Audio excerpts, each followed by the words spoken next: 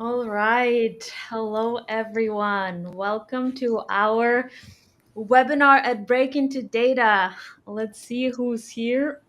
Guys, if you're here, if you can hear us, if you can see us, say hi in the chat because it's been a while since we streamed.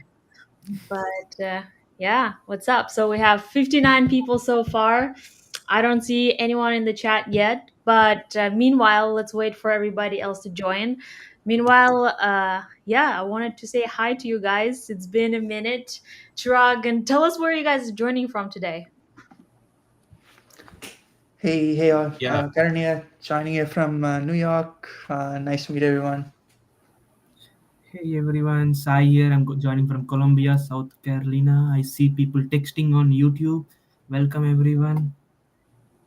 Welcome, hey welcome. guys, Chirag here, joining from Hyderabad, India. Wow. Hello, guys. I'm joining from Berkeley, California. And where are you guys joining from?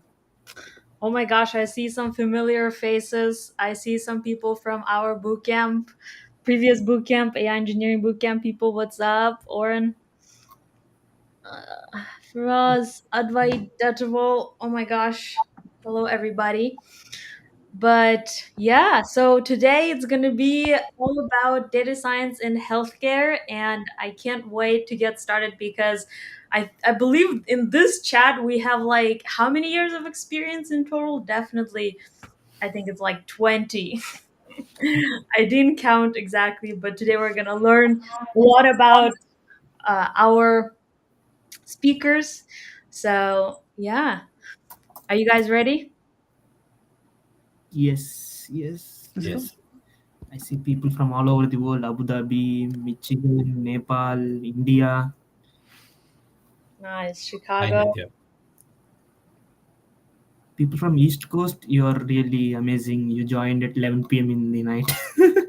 Oh, that's right. It's actually quite late. So, wow. Yeah, it's going to be midnight by the time we finish, guys. So, great job on joining. Because today it's going to be worth it. Like the amount of information that we have prepared is overwhelming in a good way, in a good way. And keep in mind that we also have a guide, a complete guide with all the projects that are relevant to the industry that we're going to be sending out at the end of this webinar. But yeah, let's just say hi to everybody else. It looks like majority is joining now, but I also want to know, guys, what's your current role? Are you guys joining us from also like in data or ML or maybe analytics? Who's doing what basically?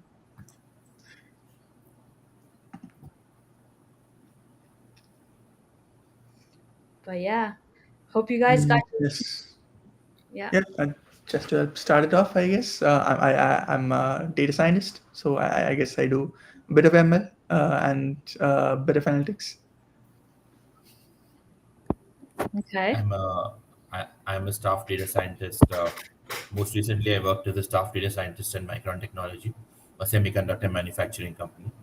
I do machine learning, statistics, ML ops, and stuff. I work as a lead data analyst at Blue Cross Blue Shield. I work on reporting, dashboards, and also a little bit of ML. Awesome. I am a founder at Break Into Data, where you guys are currently watching this webinar. So I am super excited to have my wonderful mentors here today. Actually, we've been doing this since like last year, I think around this time, probably we started this. And since then, we've helped thousands of people break into their first roles, either from school or either from non technical backgrounds or even like just transitioning to other companies. So, welcome to our community today. And we are going to be focusing in healthcare. Actually, this is our first time focusing on healthcare, which I think is weird because there's lots of opportunities in healthcare.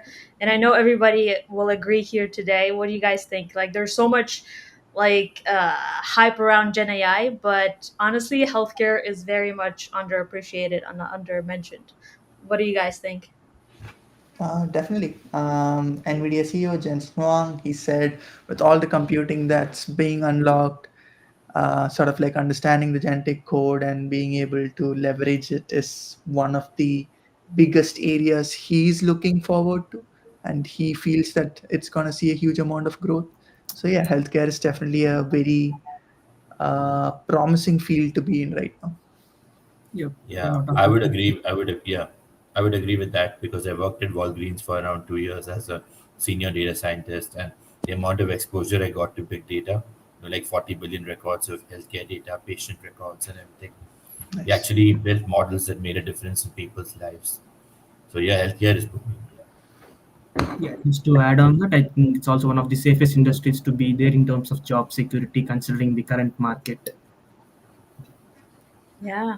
Oh, the guys, you just mentioned like amazing points actually, because because usually, honestly, everyone these days is talking about like startups and everything, but the even the biotech industry here in Bay Area has always been booming, no matter what kind of breakthroughs are happening in the large language models. Like healthcare has been there, and I think it's one of the biggest sectors that actually invest in those R&D departments. So this is a great time to be breaking into this field also. But yeah, so we're gonna start off. I just wanted to quickly mention what we're gonna do today, so everybody who's watching and watching it later on will understand what they're gonna learn by the end of this webinar.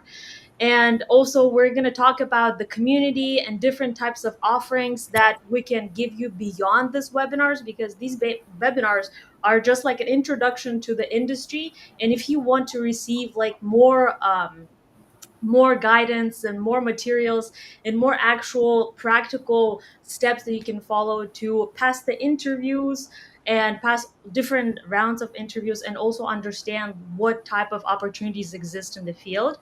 And we will give you everything. We'll talk about this a little bit in the beginning, and towards the end, whoever stayed, we're gonna give you a space to ask questions. And yeah, I'm sure there's going to be lots of them, but let us know. Should we get started then? What do you guys think? Yep, let's go. Awesome. All right, let's go to this page. So, guys, feel free to ask questions. This is going to be as engaging as possible because many people are watching this, and I want to give everyone an opportunity to ask follow up questions. So, our mentors today will be presenting from their perspective, from their experience, and feel free to jump in. We're going to be watching the chat and answering your questions at the same time.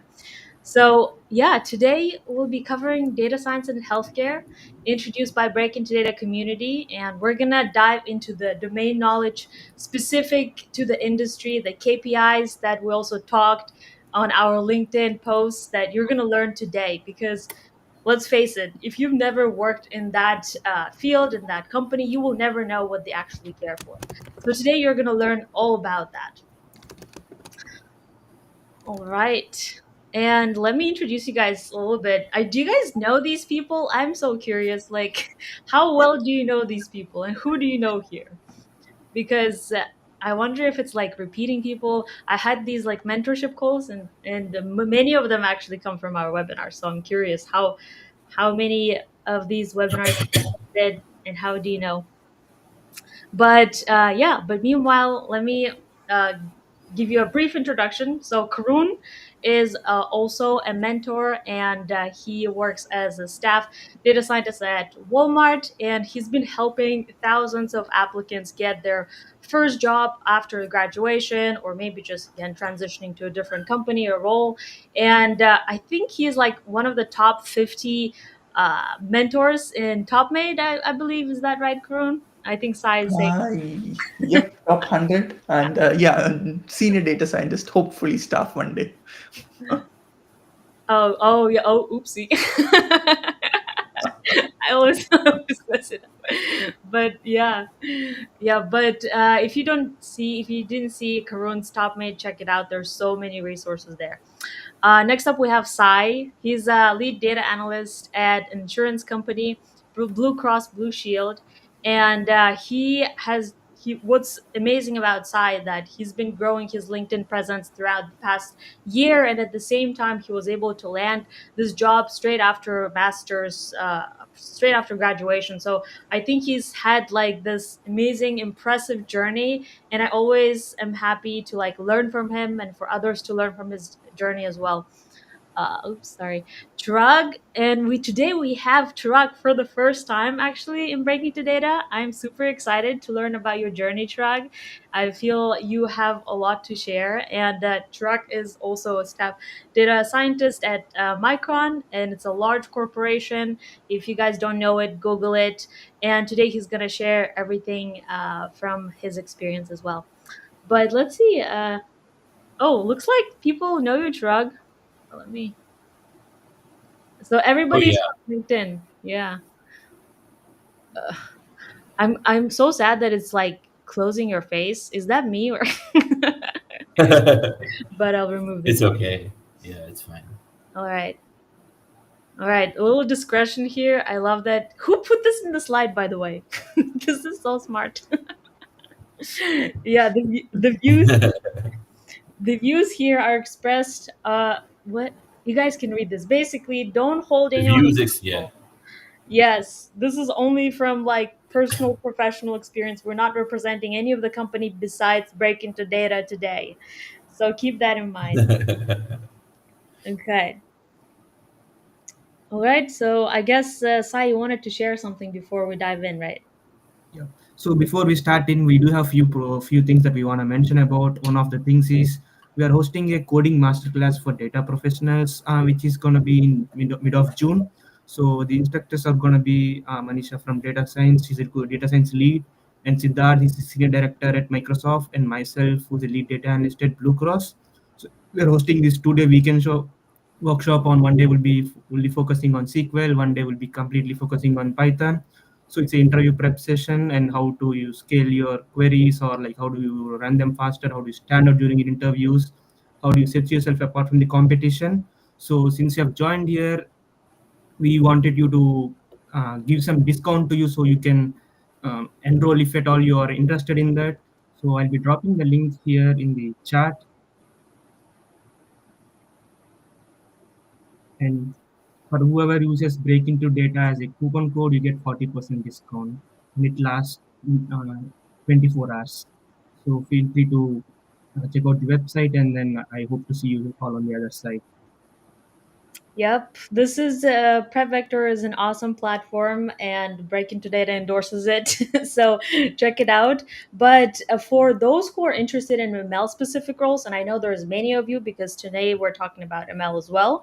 We are actually finally creating something for our ML engineering folks. I know Break Into Data has been doing AI engineering, product engineering boot camps, but this summer we're introducing ML engineering interview bootcamp just because we are seeing there's lots of demand and very little structured information and guidance that is relevant to your interview rounds. And we'll be talking about how to break into ML specific roles with daily data structure and algorithm coding sessions.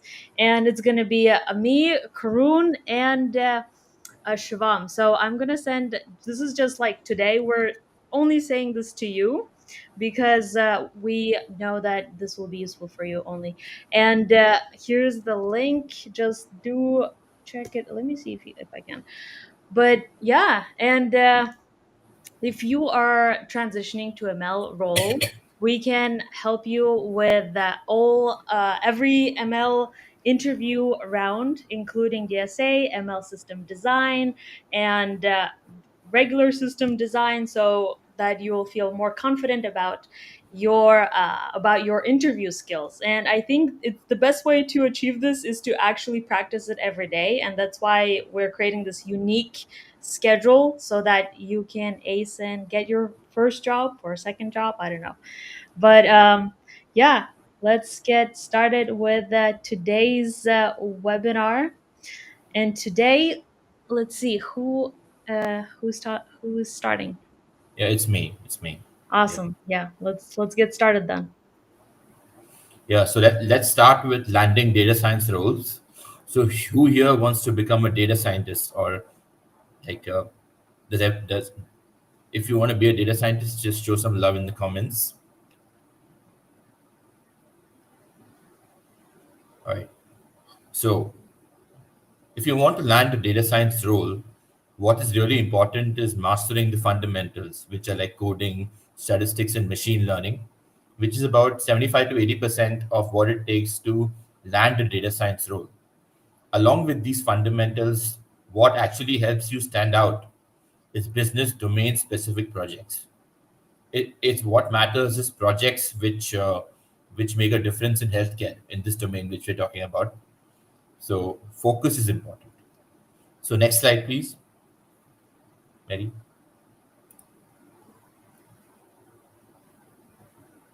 Yeah. So retail pharmacy. So I'll talk about retail pharmacy, the business model, and different types of KPIs on this slide. So what are the different companies in retail pharmacy? We have CVS Health, Walgreens Boots Alliance, Rite Aid, GoodRx. These are common companies that hire for data scientists or data analyst roles. Now, what is the common business model for these companies? Basically, they have a retail sales of prescription medications, over the counter drugs, health and wellness products, beauty products, and other health consumer goods. So, Walgreens, when I worked at Walgreens or even before, they always had a retail side and also an RX side. Retail was for over the counter and other normal, like it operated like Walmart. And RX was prescriptions and drugs and everything. Now, some of the metrics that useful metrics in this space which are important are financial KPIs, customer centric KPIs, and operational KPIs. Financial KPIs are like average gross profit per customer. What is this? This is basically the average profit a company makes from each customer, and it helps assess the profitability of customer relationships and can influence pricing and marketing strategies. Next is average sales per customer. This is an useful metric to track the average revenue generated by each customer visit or transaction. Through this KPI, we can understand customer buying behavior better and also tailor marketing efforts to boost sales figures. Customer lifetime value. This is really important, probably the most important metric. This predicts the total revenue a business can reasonably expect from a single customer account throughout the business relationship. So, the amount of money a customer is spending on your company throughout his entire transaction history is called customer lifetime value. Now, moving on to customer centric KPIs, we have customer retention rate. This measures the percentage of customers who can remain active over a specific time period. High retention rates often reflect customer satisfaction and loyalty, which is important for sustained revenue growth. Then is promoter score. This was very important at Walgreens. It gauges customer satisfaction and loyalty, and basically it asks customers how likely they are to recommend the company to others on a scale of 0 to 10. So the higher the net promoter score is, the better. And it helps companies understand their customer service effectiveness and predict business growth. Then is customer engagement score. This measures the level of interaction and engagement a customer has with the brand through various channels. Moving on to operational KPIs, we have prescription accuracy rate. This measures the percentage of prescriptions filled correctly against the total prescriptions processed. High accuracy rates are important for patient safety and trust in the process. Stockout rate. It monitors the frequency at which items are out of stock and unable to meet customer demand. A lower stockout rate indicates efficient inventory management, crucial for customer satisfaction.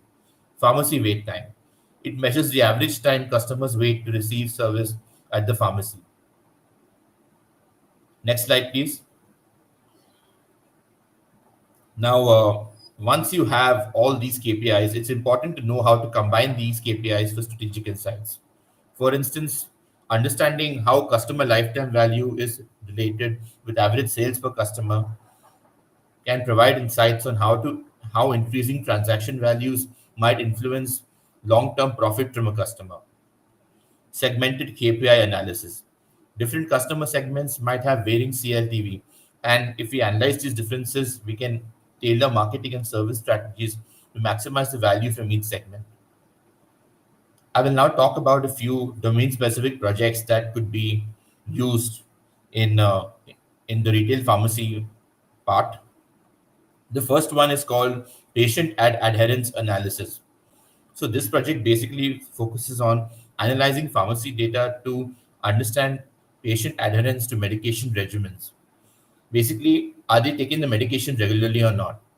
Identify factors that influence whether patients refill their prescriptions on time and develop strategies to improve them, to help them take the medication on time, and predict whether they are following the medical plan given to them by the doctor. Key techniques in this are survival analysis, logistic regression, classification models, and so on. And here are a couple of databases given here. Yeah. Next slide, please. Another one is the next project is predictive analytics for inventory management. This basically is a demand forecasting model for different products, optimizing inventory levels to reduce stockouts and overstock situations. Also, it can predict seasonal trends and help in better planning for peak seasons. The next project is customer segmentation for personalized marketing. This helps analyze customer transaction data uh, to identify distinct customer segments and using clustering techniques to group customers based on purchasing behavior, frequency, and product preferences. So, uh, all the links are shared for all these projects, and you can view them at your own time. Yeah, move on to the next slide. So, who's taking this? Yep, that's me. So yeah, coming to healthcare providers. So when we think of healthcare providers, think of hospitals and clinics. So Mayo Clinic, CVS Health, Cleveland Clinic. These are some of the main sort of like players. If you have been to career fairs, you've probably seen like a few of their stalls. How do they make money? They make money via fee for service. Basically, when you go into hospital and avail some service, they're paid a small amount by insurance and hopefully a small amount by you.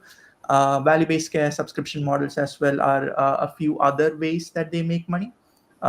So whenever you talk about these projects on your resume or whenever you talk about these projects during your interviews, what we want you to remember is you want to talk about it in terms of the business metrics you had impacts on. So patient outcome metrics, like you reduce the readmission rates based on whatever model or service that you optimized, or operational efficiency, you were able to reduce the bed occupancy, sorry, increase the bed occupancy rates or reduce the average length of stay. These are other metrics that you might be able to influence with the models or services that you're building. Cost management, cost per patient, this is one of the most common metrics. It's a especially if you're working in healthcare or building projects that revolve around any kind of like health related domain. Cost per patient is like one key metric that you always see in a lot of resumes, so it's a common metric to talk about on your resume and during interviews. And finally, patient satisfaction. So I've already covered a few of this. Net promoter score is another common one. We've mentioned all these metrics and details about what they are in the guide. So make sure you stick on till the end of the session to get the guide. Going to the next slide. So we covered who are the major players, their business models. Be aware of their business models because it helps you understand what the business cares about, and the metrics helps you understand, talk in a way that business understands. So the metrics that we covered, operational efficiency, customer satisfaction, those metrics, always use them both in your resumes and in your interviews. Now that's one aspect. The other aspect is what kind of projects should you be working on. One of the sort of like most common projects or most relatable projects maybe during interviews is predictive modeling for patient readmissions, essentially being able to predict if there is a risk of readmission for a patient after 30 days of discharge. You'll see quite a few data sets on this. There is actually even a Kaggle data set, which I believe is called like readmissions data set. We'll link them in the guide, so you'll see that. It's a very relatable project which can drive a lot of conversations during interviews. So check it out if you're hoping to land a role in healthcare, especially if you're In a city with a lot of hospitals, Boston, Pittsburgh, these are areas where these kind of projects, in my opinion, work fairly well. NLP for clinical notes analysis, just because of the uh, maybe hype around LLMs. NLP based projects do tend to work well. This is for extracting notes that are made by multiple people and being able to provide insights to decision makers, in this case doctors. This is also a project that sort of works well, especially given the hype around LLMs and NLP. It's a project that works well in the current climate, especially. There are a few more that I mentioned here. One that I want to specifically talk about is the last one: customer behavior, progression analysis. Because of the sort of like LLM wave, it's opened a few additional doors for personalization, being able to understand customer intent that isn't explicitly stated. So there is interest in almost all businesses, not just healthcare, across the board, in being able to develop more personalized products. So any project or model that you build towards better understanding customer behavior and personalizing for the customers is gonna do fairly well both on your resume and during interviews when you're having those conversations. So this is another project to check out. And again, make sure that you talk about the projects in terms of business metrics: customer lifetime value, average units sold per customer. These are the metrics that the person you're talking to is going to understand and relate to more than just model metrics. So make sure you have that sort of both on your resume and during your conversations as well. Let's go to the next slide. Thank you, Chirag and Karun. It was really nice of retail pharmacies and healthcare providers.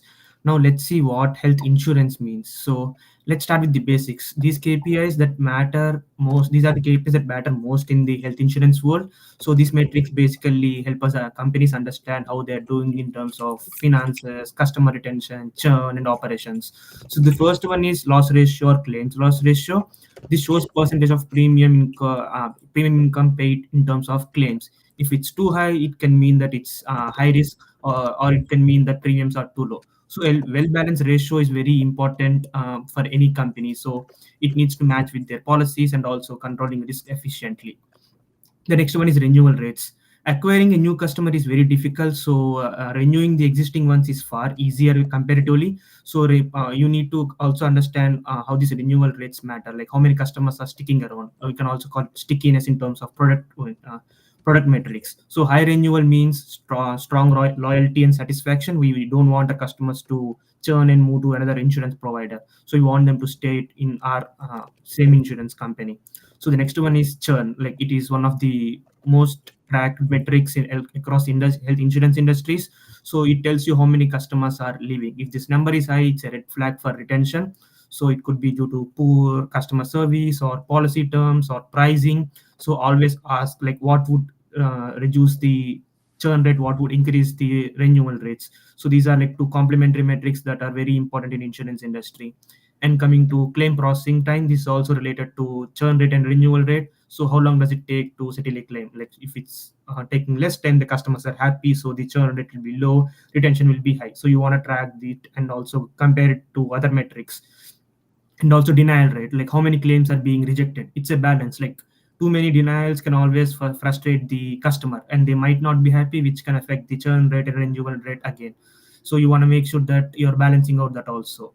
And fraud detection, and like it shows how effective the fraud detection systems are. You want to catch the bad ones without punishing the good ones. So uh, sophisticated fraud detection can prevent millions for health insurance companies. And last but not least, average premium per policy. So you need to consider the competition also, like how much revenue are we getting per customer. So it helps us in pricing decisions and revenue planning. And when you think of health insurance, these companies that can come under this umbrella would be United Healthcare, Anthem, Athena, Cigna, Humana, Blue Cross Blue Shield. So, and quick tip for interviews: when you're talking about these interviews, don't just explain what they are. Talk about how you would use them to improve business. So it's not just about the accuracy, as Karun mentioned, or the numbers doesn't matter. if it doesn't move the needle. So the business impact is what matters more than your technical impact. Next slide. So now let's make it real. Like these are the kind of projects that you should work on to understand both the data and also business side of health insurance. So the first one would be risk stratification for underwriting. So you would build a model that groups policyholders by risk using health and demographic info. So a quick tip for this would be include a way to explain why someone falls in a certain risk group. So interpretability matters when it comes to these kind of projects. So make sure that I mean doctors and underwriters may not trust a black box model. So make sure that interpretability is better, and then they need to see what's working and what's not working.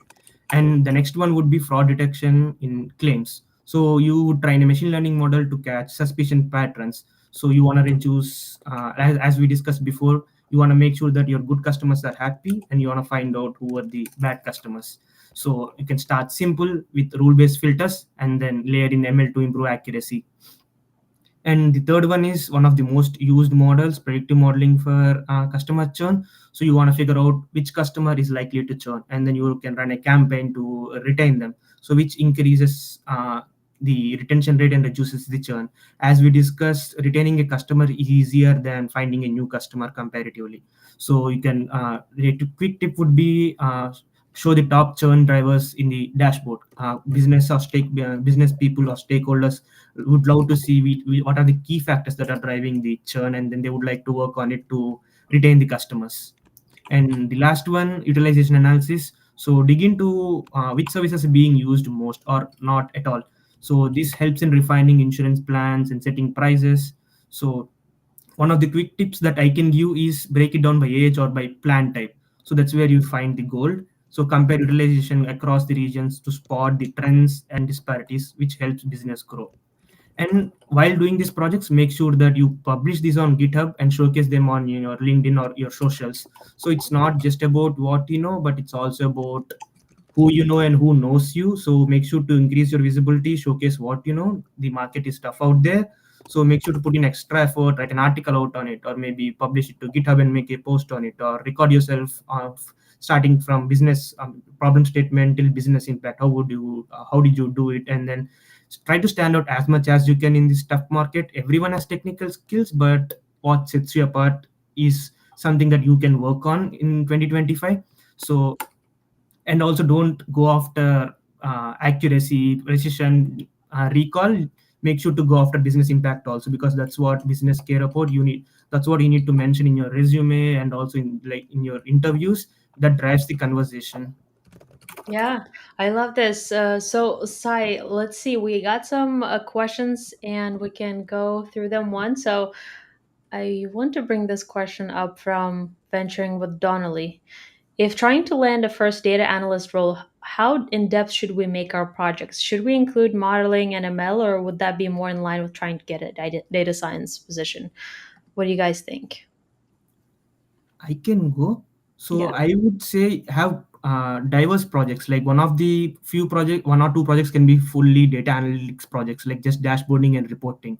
And one or two projects can be like the one you mentioned. You can go in depth and also build a model or a machine learning model. You can leverage either of those depending on the role that you are applying for. A few data analyst roles might require ML skills also. If you don't have a project related to that, that might be a red flag, or someone else might have upper edge over you. So I would recommend have few projects which are purely analytics based, and have one or two that are also that you go an extra mile and have machine learning incorporated in that. So depending on role and depending on interviewer, and you can leverage whichever project that feels relevant to you. Yeah, and the next question we have is, do you have, this is an interesting one. Can you give an example of suspicious pattern just to understand how to approach and leverage the data? Yeah, I can answer that. So basically, when you work in fraud detection, you have you have instances where a company has a verification threshold, for example, $10,000. But if customers repeatedly spend 9,950, 9,965, 9,970, so that is high, but not high enough to be flagged. So this behavior is an attempt to avoid being caught. And And while each transaction appears to be below the threshold and therefore a fair transaction, the repeated pattern over a short time frame, like multiple times a week, and low variance in amounts can signal potential fraud. So if we detect such patterns, the one way to do it is to aggregate transaction data by user, filtering for values near the threshold, and flagging users whose total spend or frequency exceeds normal limits. That's Hmm. what I think about it. Wow, this was a very practical answer. That was great. Let's see if this is an interesting, has to do with your career in general. If somebody wishes to get into any other domain, is this generally a good path to go forward by doing domain specific projects directly? Yeah, I can take that one. If it's like data analytics or data science, um, like we mentioned in the beginning, you need to have a solid foundation. So projects that help showcase a solid foundation, which would be like, you know how to fit and tune models, you know how to productionize those models, and you know this specifically with data science, you know how to fit and tune, productionalize, and you know how to do data analysis and feature engineering. These three skills you can take sort of any projects to demonstrate them. Once you have demonstrated that foundational technical skills, then what's going to help you decrease the time in you spend in the job market is going to be domain specific projects. That's why we're doing this session, to focus on projects that we think help land roles faster in within the domain of healthcare. So yeah, if you're switching domains, first make sure you have that foundation, then domain specific projects is going to help you reduce that time in the job market. Yeah, I would like to add that like I'm part of the OMSA program in analytics at Georgia Tech, and if you want to actually get a hands-on introduction to rigorous statistical and machine learning, deep learning, reinforcement learning, then I would highly recommend the OMSA at Georgia Tech, the online Master of Science in Analytics, and especially the computational data analytics track, because it really helps you get deep into computer science and programming, along with some business and statistics and operations research knowledge, and all for a tuition that's around $10,000. So it's much cheaper than other universities like UC Berkeley, which is like $73,000. So I would highly recommend that. Great. Yeah, this is great. Let's continue. We do have more slides, but we'll be monitoring the questions. Great questions, guys. Keep them coming. Cool. Next one is pharmaceutical. This one is a bit of a more niche space. Not a lot of companies, but I mean, not a lot of companies that hire very regularly, but still a lot of like big players. Pfizer, Johnson Johnson, names that we've all become very familiar with over time. And how do they sort of make money, or what's their business model? Research and development, drug sales, sort of like patenting and licensing, and sort of like partnerships with retail pharmacies, or retail companies. So in this case, since they're more focused on the drug development portion, the metrics again tend to get a bit more niche. I'll cover a few of them, but do check out the guide that we'll share later. It will describe those metrics in a bit more detail, because it might be metrics you're not as used to hearing. So R&D efficiency, a few of them are pretty simple: time to market, success rate of clinical trials. Regulatory compliance is another one: time to approval, compliance audit results, and more common one, sales performance. What's the company's market share look like? How much revenue are we generating per drug? And what's the prescription volume? This is sort of prescription volume would probably be the most common one that's talked about within such companies, and it's a good one to talk about on your resumes and interviews, to get noticed. Going to the next slide. What are some of the projects? Again, fairly niche projects. These data sets especially are a bit tricky to get access to, and it might take a while. So if these are projects that you want to pursue, make sure that you check out again the links that we given in the guide, and put in your access request early. It takes a while to get approval and get access to some of these data sets. Optimizing clinical trial design and patient recruitment. Typically, like I think there was a question earlier also, how do we better understand A/B testing? um, true A/B testing, randomized control trials, especially within healthcare, is pretty expensive to perform. So we do something known as causal inference or propensity score matching. There are a lot of techniques, but more causal inference related. So projects that demonstrate these kind of things, and help sort of design unbiased patient recruitment methodologies are good projects to put on your resume, especially if you're targeting these pharmaceutical companies. Another one that's very common is, or not very common, but very in line with the trends that are in the market right now, is biomarker discovery for personalized medicine, just because of the huge amount of compute that's available, and sort of the amount of data the new models are able to process. Uh, these projects have, I mean, they've always seen like an interest, but they're seeing an increased interest nowadays. So yeah, figuring out, accessing like this data, and sort of helping develop like personalized medicine, or any form of like personalized medicine models do sort of resonate well with like a hiring manager within the pharmaceutical space. So these are again like a few projects just to give you an idea about what works well in the domain. There are a bunch more, or a few more at least, in the guide. We have linked data sets that you can get access to and get started with, and a few ideas about techniques that you can look at as well. And yeah, hopefully it will, or we're pretty sure it will help. Let's go to the next slide. Now that you have understood what are the important KPIs in different industries and also worked on projects at this point, so it's time to get some calls and also get into some interviews. So if you're applying to roles in health tech, insurance, or even data teams in hospitals, so you need to brush up on different key skills areas. So one of them is handling data. You want to know how to deal with missing data, outliers, weird distributions. So how would you handle like missing BMI values in claims? So you need to understand different techniques that are used to handle data, and make sure to come up with the different techniques, and then explain them pros and cons of using different techniques, and incorporate business knowledge. Why would you use this over this technique? That's what interviews want to listen, not just I would use this, but why matters. So same with hypothesis testing. You need to be comfortable with t-test, p-values, drawing conclusions for them.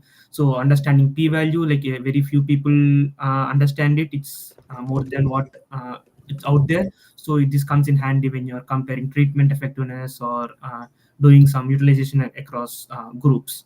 So the next one is, as Karun mentioned, causal inference, whereas A/B testing or experimentation might be expensive. So that's where propensity score matching models come into play. So you want to understand bias and confounding. These are the key here. So where experiment doesn't aren't possible, you come up with causal inference techniques. And few of the sample interview questions here are, say your like admissions are in spike in winter, is it just random or real? So you would use hypothesis testing or some time series methods to test out for statistical significance. So add more context while explaining. So mention something like these are the external factors that I would consider, like season, weather changes that could impact your findings or insights. So the next one of the common questions can be, you launch a program to reduce ER visits. So and there's no control group. So what now? So that's where causal methods like propensity score matching or interrupted time series come into play. So you would need to mention the assumptions like parallel trends if you're using difference in differences. So make sure to go an extra mile and explain what would you do and why are you choosing this method over another method, not just telling I would use this method, but as I mentioned, why matters and how also matters. So few resources that we mentioned is, will be you'll be getting links of all these in the guide, so stay tuned. We'll be linking all these resources and also giving you more tips on that. So practical statistics for data science and causal inference, these are like from the mixtape, these are few resources to start for data analytics and statistical models. So one more tip that I would give is use star method. So make sure to add impact, as we discussed earlier. It's not just like how accurate your model is, but how is that turning to business, how is that helping business. So okay, you built a machine learning model that reduces churn, that predicts churn as 99%. But what now? How is that 99% converting to business? Did it reduce churn by 10%, increase retention by 20%? Did it save X million dollars to the company? That's what business want to hear. That's what business want to do. It's not about building accurate model, but how are those accuracy numbers converting to business is what matters. So make sure that you talk the same language in your resume, same in your interviews. So when you talk about these KPIs, that makes the interview conversational more than a question and answer type. So that's what one tip I would give. Like, talk business. Next slide. Maybe we could pick some questions here. I see Barty is asking this question. What programming languages and skills are commonly used for healthcare research data analyst roles? And is it easy for someone with a medical background to learn the necessary tech for this role?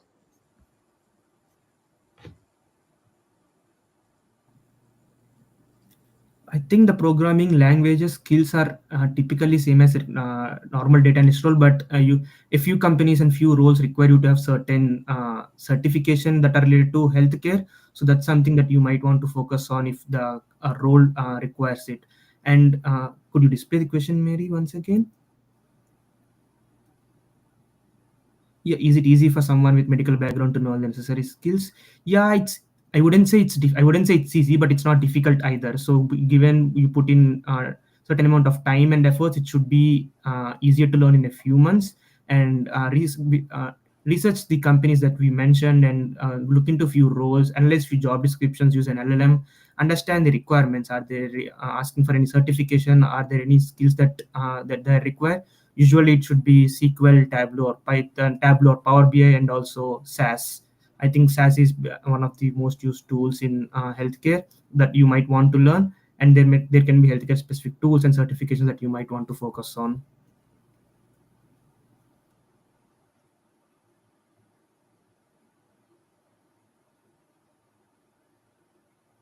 Mary, you're on mute. Yeah, sorry, I was mute. Yeah, I see lots of questions coming in, and I'm wondering if because we're nearing the end of the presentation, we can take all of the general questions towards the end as well, but keep them relevant to the current topic too. But let me know if you guys want to pick any questions as well, but we can also continue. Maybe we can go to the next section, and after that we can take another question. Yeah. Sounds good.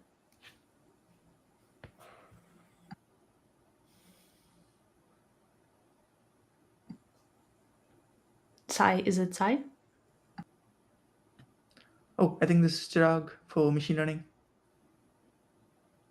Yeah, just yeah. So here's a bit about machine learning interview prep. This is going to be deep, so let's get into it. So some of the stuff that we need to focus on, the very basics, is bias variance trade-off. That's kindergarten for machine learning. What is bias? What is variance? Like flexible models have less bias and more variance, and inflexible models, the drill. And then what is regularization, or different types of regularization, when is it used, clustering, dimensionality reduction, feature selection, different types of optimizers in deep learning, stochastic gradient descent, momentum, adam, adagrad, rms prop, all these things. And then going to the foundational models like linear regression, logistic regression, tree-based models, XGBoost, bagging, boosting, random forest, k nearest neighbors, k means, support vector machine, PCA. Now, these are some foundational concepts that you should study. And after that, some interview questions you can expect are how to determine if linear regression is applicable to a data set, when to use linear regression and when not to use linear regression, and then what are the assumptions of linear regression, how would you validate that the model meets each assumption, why is randomization important for random forests, how do they differ from bagging, and when would you use precision versus when would you use recall while building a classifier. So I'm going to answer all of these questions for your benefit. So basically, how it goes is that I'll start with the first question. How do you determine if linear regression is applicable to a data set, right? So basically, there are some core assumptions, like there should be a linear relationship between the predictor and the response. So we can do a scatter plot or a correlation matrix to look at the linear relationship. There should be no multicollinearity in the data set. And we can use the variance inflation factor to ensure that predictors are not highly correlated with each other. Then there should be homoscedasticity. Residuals should have constant variance across the fitted values. The residuals should be normally distributed. The errors should be independent. The residuals should not be autocorrelated. And there should be no significant outliers. For that, we can check the leverage and the Cook's distance plot. Then, so this is about linear regression. Now about randomization. Random forests basically they do each tree gets a bootstrap sample like bagging, but there's also variable selection among the trees and the predictors. So it only considers a random subset of the predictors. Why this is done? Because trees shouldn't be too similar, and this approach decreases the variance and the correlation among the trees. And when to use precision versus when to use recall. Precision should be used when the cost of a false positive is more than the cost of a false negative. For example, in spam detection, not marking real emails as spam. And recall, when a false negative is costly. In cancer detection, don't miss actual cancer diagnosis. And if you want to trade off, you can use a combination of both, which is F1 score and some resources for this are an introduction to statistical learning in Python, which is great for basic statistical learning questions. I mean concepts, and deep learning by Ian Goodfellow. Next slide, please.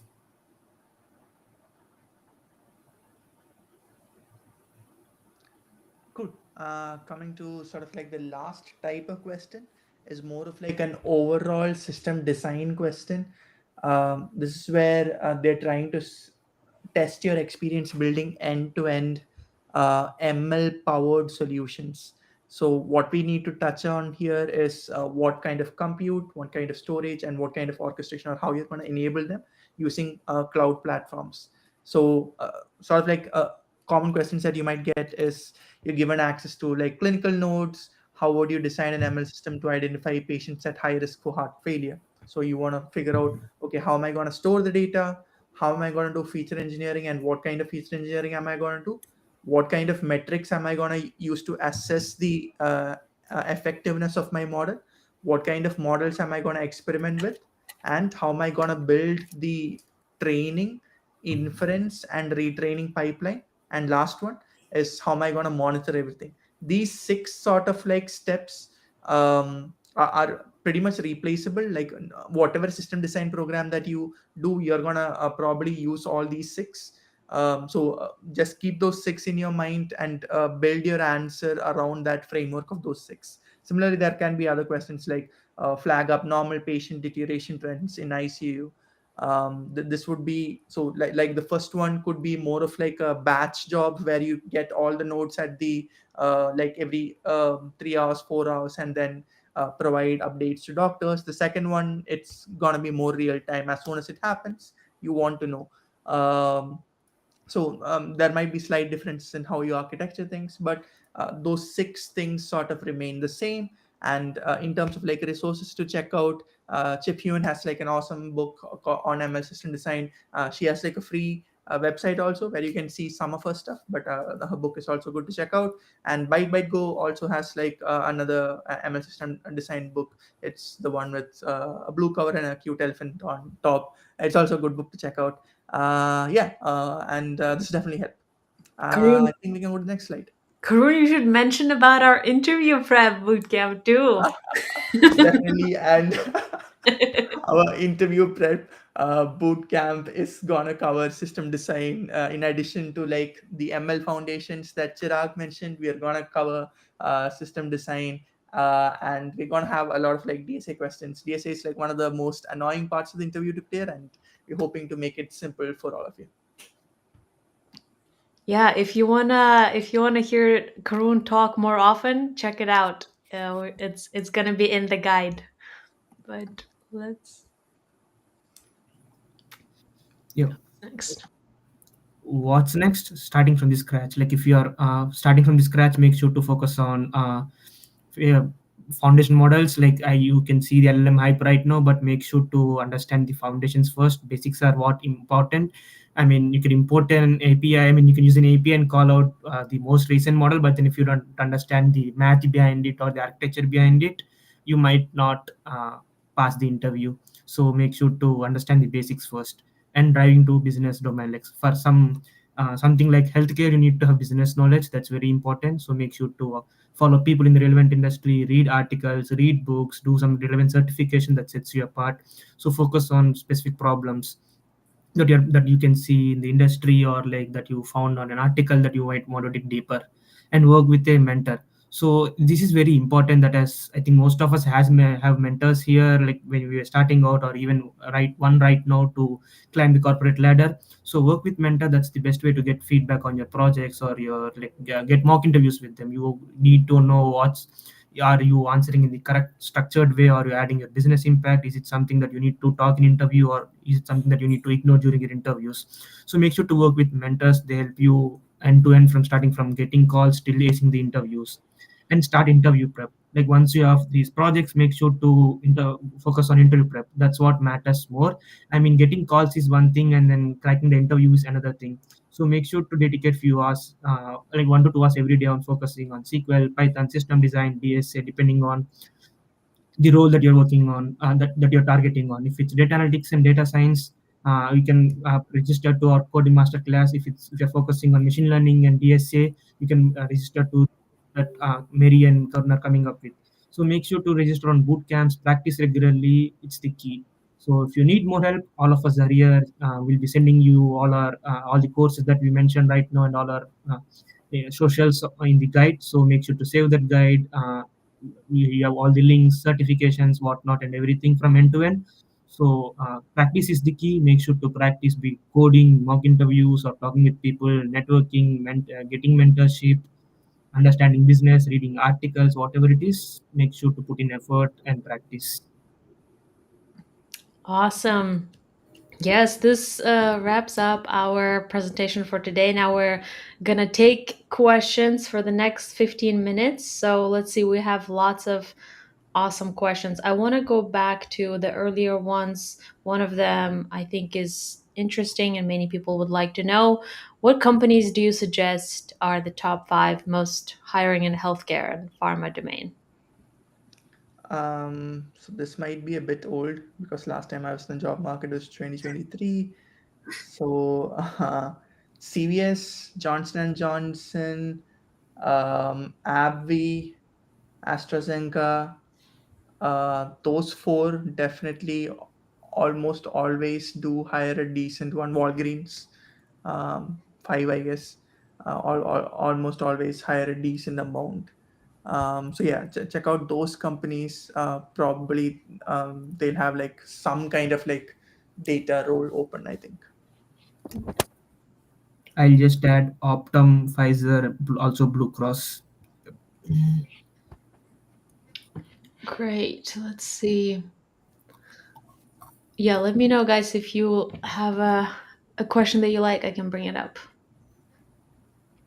I think there was a question around imbalance. Chirag, you wanna answer that? Yeah, what's the question? Yeah, How okay. to, Uh, yeah, it's how to deal with class imbalance in the healthcare domain without using any simulations. It's mode. Yeah,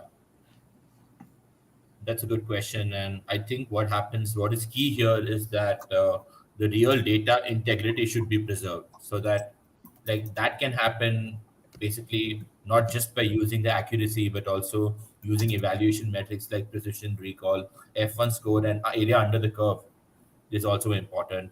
And also, we should apply class weighting and cost sensitive learning, so in such a way that it penalizes the misclassification of rare outcomes. For example, in fraud detection, the fraudulent transactions are not as are a minority compared to the true transactions. So that's what I would assume in that case. So if that's the case, then we can oversample the minority class, or we can undersample the majority class. That's one way. Otherwise, to give a weight, we can apply class weighting, like I said, or we could use stratified sampling during cross validation to maintain the class distribution. We can also tune the classification threshold to balance recall and specificity based on the clinical priorities. Domain knowledge is important. The business objective is important. That's why I was saying that what is more important for the companies, is precision more important or is recall more important? That's important. So in this case, I think recall will be more important because you actually want to identify a cancer patient. So recall is important, and we can use ensemble models like XGBoost or random forest with adjusted class weights. That's what I'm thinking out of the top of my head right now. Great. Thank you. Let's see. Can you also provide the tips and techniques for data analyst fresher role in healthcare domain? I think Sai, that will be for you. Yep, I think as I mentioned, most of the roles might not require certification, but there are few specific roles in most of the companies that might require a specific certification that you might want to pass. So that's one tip that I would recommend. The first thing is research companies take few job descriptions from different roles, analyze it using a chat LLM, and then understand the requirements. And that would be your first step, like understand what are most common tools and technologies that they're using, what skills are they focusing on, and what metrics that these companies are focusing on. There can be company specific metrics or role specific metrics that you might want to focus on. So that's something. And as a fresher, one thing they would also recommend is your visibility. So make sure to post your projects, put them out there on your GitHub, on write a medium article, and don't just keep them to yourself. Make sure to self market.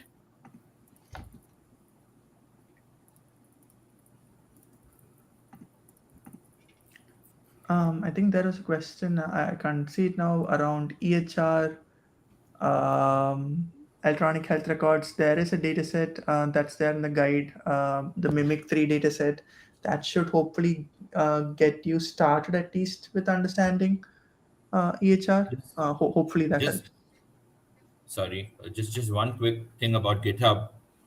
Just be careful about GitHub because don't share anything which you've used in your projects at your university or in some research you've used which is not published yet. Make all that private. Only share projects which you can open source for yourself. Be careful about that. That's what I would say. Did you have a story? I feel like there's a story around No, there's no story. I'm just this. Okay. Right. Let's see. Uh, what else? What other questions that we have? How can I enhance my healthcare business domain knowledge? Any resources you would like to refer? Hopefully, this session gives you an idea about the fact that, hey, these are the metrics that you need to think about, and these are the kind of projects that hopefully help. Um, the guide will hopefully help you get started with at least data sets. If you have any questions, obviously, like we are on LinkedIn, and you can reach out to us. Like me personally, I'm on TopMate, so just grab a slot whenever you want, and we can go over whatever questions you have. Awesome. Any more questions that you guys like? I think we have what we can do 10 more minutes, guys. But ask your questions that you cannot find online. Like, don't ask questions that you can Google or like use Perplexity for. We have like amazing people, experts here. Ask very relevant to their specific domain if you know the domain that you want to enter. Uh, but let's see. So there's one specific. Would you recommend building cloud focused projects? I can take that. Yeah, I mean, if you're targeting data science roles, sort of like one of the criteria or one of the skills hiring managers look for is is being able to productionize models. And nowadays, like even in healthcare, you would be working in the cloud. So having like some familiarity with like the three things, compute, storage, and orchestration, these three things, um, within the cloud would be good to have, so that at least, even if you can't like blindly code it out, even if you use ChatGPT and everything, that's fine. But if you're able to talk about the fact that, okay, I'm going to use GCS for storage, or BigQuery for storage, and I'm gonna put my ETL via this layer, and I'm gonna uh, um, build my training pipeline like this, and I'm going to use orchestration via and Airflow or SageMaker, whatever. Like if you can make those choices and if you can like build out a coherent architecture during the time of interviews, that sort of suffices. They don't expect you to like be able to code in anything out on the fly or anything. Like everybody understands you can use like ChatGPT when you're actually working. Yeah, this is great. Actually, I think somebody also asked just more for people who haven't been, who don't have direct experience. I'm curious to know too because I feel like healthcare should be different. But Walter is asking, there are things that one won't learn. Know unless one is already in the field, and most of the projects that you mentioned are coming from really experienced view. So my question is, when's too little? I didn't get that part, but but yeah, what do you guys think about people who would not have direct experience?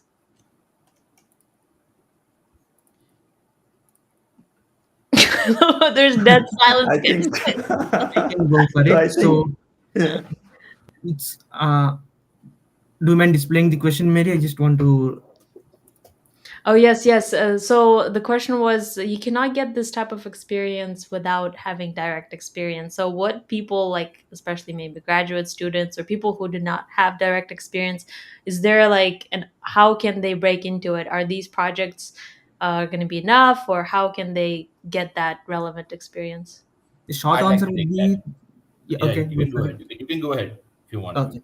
So one thing that I would recommend, one I can say is this project will not be enough. You need to go an extra mile to read company blogs and articles. That's where you get, because these are domain specific roles. You need to have more than just the project knowledge. That's what I would say to stand Yeah, out. yeah, So go to the yeah. company portals, understand what are they working on, what are their pain points, what are their business reports.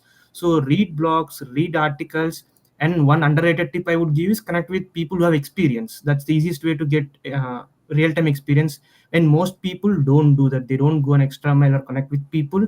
So connect with people who are working in your target role. Call, just hop on a quick call with them. Ask what are the metrics that they track, if they're open to tell. Like there can be NDA and other things that you need to take care of, but understand at least at high level what they're working on. Ask them what did something that got them this role, and how would they recommend you working on to get the same role. So connect with people, read blogs, read articles, go an extra mile. So it's not just enough to work on projects. Yeah, what he's saying is right. I support what he's saying. Very good explanation. What I think is that when I joined Walgreens, I had 5 years. I had 5 to 6 years of 5 years of experience, and none of it was in healthcare. But I had a master's degree in operations research, and I had experience working with data and building models and building real impactful projects. But uh, but I got the job despite not having healthcare projects. So before joining the job, so I was hired as a senior data scientist based on my experience in other domains. So don't let your lack of projects be a barrier to your entry. It's no There's no such thing. You can definitely target an entry level data science role or a mid level data science role even if you don't have experience, and having custom data science projects in healthcare would definitely help you stand out. Yeah, I see that you guys are bringing up an excellent point about how you should develop your network. I think it's relevant to every other field, but even in tech currently, and tell me guys if you agree as well, having a network is probably one of the most important things that you could do for your career. So it's not really like people are asking, how do you cold email? And cold email, as somebody said, it's a skill in and of itself.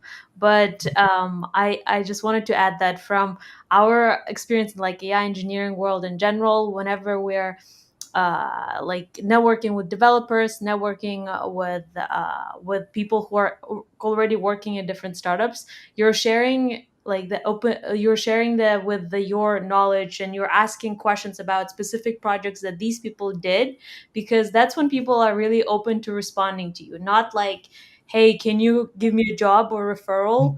I mean, this is the time when you can actually take a further step and actually see what people are researching. Many of them, I'm sure, have written papers, and not that many people read their stuff. But if you do, if you go an extra step, then you might get the connections that you want.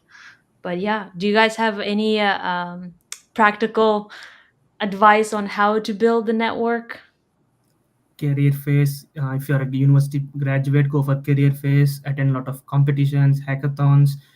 There are a lot of events happening in and out in your area. Just simple googling would tell you, or you can sign up on meetup.com. So attend events, and also do online networking. Your first network would be your alumni, so make sure to connect with your alumni. They are your direct, you have access to your alumni directly. You don't have to pitch yourself. You can just say I'm also from same university as you studied, so it's easier to get referrals from your alumni, and also get access to them, get their time. It's easier because you have common connection. And next thing would be again attending conferences, so grasshopper, or there are a lot of events happening in and around United States, same in India or in either country. So in person, online events. LinkedIn is your comment on people's post, engage with them, start with commenting, get into their DMs slowly by showing value first. Yeah, I think Sai is speaking from experience. He's the number one commenter on LinkedIn. And that's how he gets to introduce like to all these, there's so many founders and like people who are hiring on LinkedIn, and they're posting because like the job boards could be overwhelming, but when they post on their personal accounts, they're hoping for like their network to share. So like I would suggest like go to their posts directly and engage with them, just like what Sai does. But yeah, let's see. Any other questions, guys? We're gonna wrap it up in less than 5 minutes, I think. Um, but yeah, Chirag, I want to know about you too. What brought you to healthcare? Yeah, so about me, I have a bachelor's in mechanical engineering from India, and then I moved to the US to pursue my master's in operations research. Then I worked for about 5 years in catastrophe modeling and insurance as an analyst, and then as a data scientist, building models for tornado, hurricane prediction and stuff. And also, I built an XGBoost model for uh, for automating insurance claims. That was one thing, and that was around the time when I started my second master's in analytics from Georgia Tech, and because I wanted to learn more programming languages and more about deep learning and reinforcement learning and stuff. And then I got the interview call from Walgreens from because of my experience and my credentials. And yeah, it was a pretty straightforward, like any other data science interview. And yeah, and then I got a job at Walgreens, and that was, I think, one of the most important parts of one of the best job I ever had, because because there I worked with big data at scale, like 40 billion records, and with using like Microsoft is your building and deploying models and stuff. So yeah, and I worked in retail and RX as well. So interesting. It's really great Wow. to get the chance. Yeah, Yeah. yeah. What a journey. What a journey you had. It looks like truly ML and data science brought you to healthcare, not the other way around. But yeah, what Sai, what about you? What brought you to healthcare? It wasn't planned. I was a fresher, so I was open to all the industries, and I had diverse projects. And then I did give in interviews at healthcare, finance, like every possible industry. And then I got into healthcare, I would say accidentally.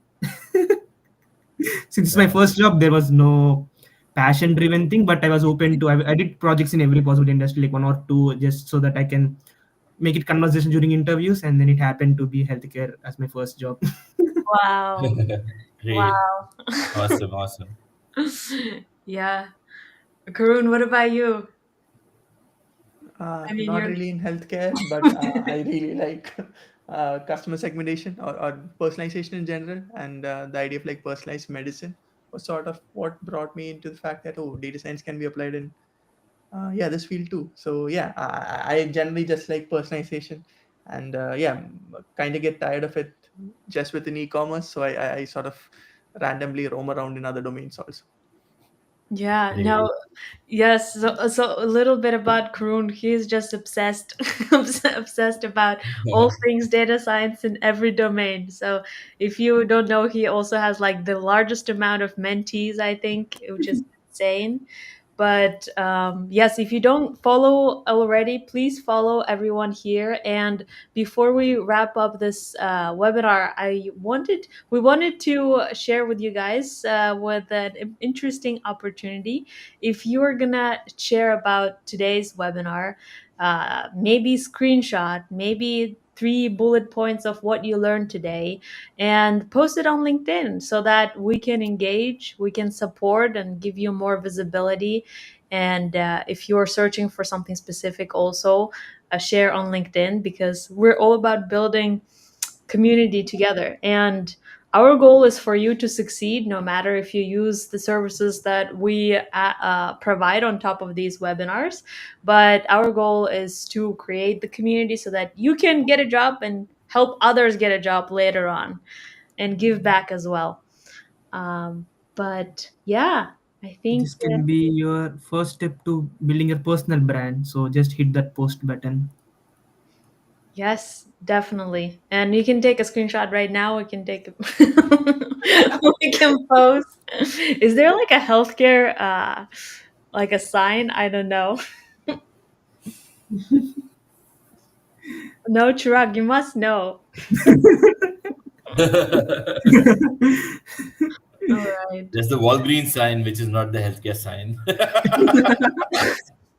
What is this? This? I don't know. This That's is six Western. six. Yeah, What, yeah, that's what, good. what? That's good. I think, yeah, awesome.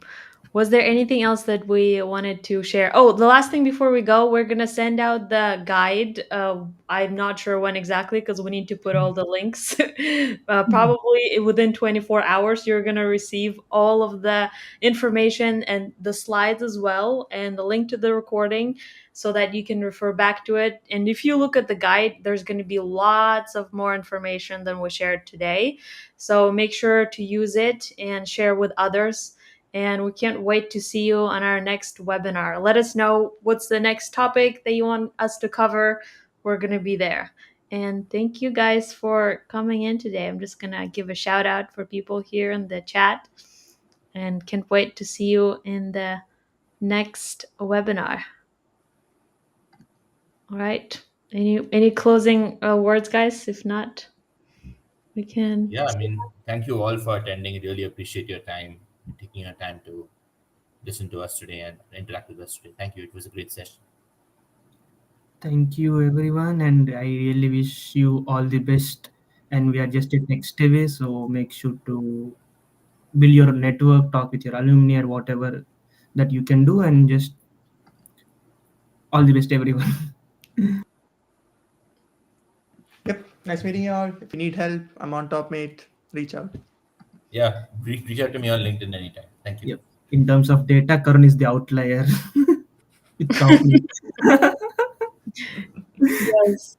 But reach out to these folks. They're going to respond. Don't reach out to me. I'm not going to respond.